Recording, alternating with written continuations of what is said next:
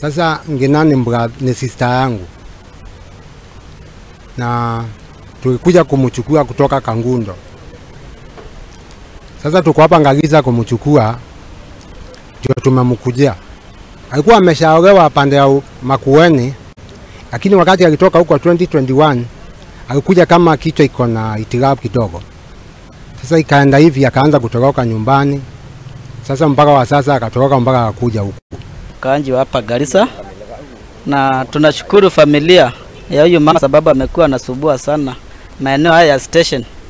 Kukaa hapa sana amesumbua sana. Tunashukuru sababu wamepata watu wao wamemkujia. Na ningeomba pia kwa sababu Shaman amesema tuko na hiyo harakati, hata kuna watoto wengi wanarandaranda hapa town na tunajua wako na wazazi wao. Tunaendelea na mikakati tuone vile hao watoto pia wanaweza patikana na watu wao.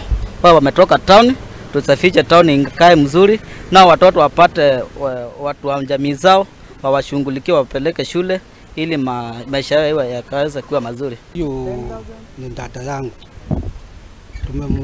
Amepotea kwa miaka miwili.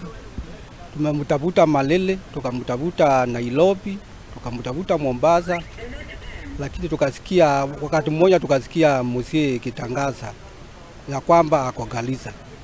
Basi tukakuja jana na tukakuta ni kweli pale tulikuwa tumeambiwa karibu na police post ako hapo.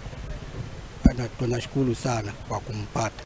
Na mimi nashukuru kwa ndugu zao kukuwa wamekuja kuchukua huyu mgonjwa wao ambaye ni mama atujui, sisi hatukujua ametoka wapi. Na nimejaribu kuhangaikia nione kama nitapata watu wake, na nikimuuliza majina anaongea vibaya, anatusi, lakini nimejaribu kungangana nione kama nitapata watu wake.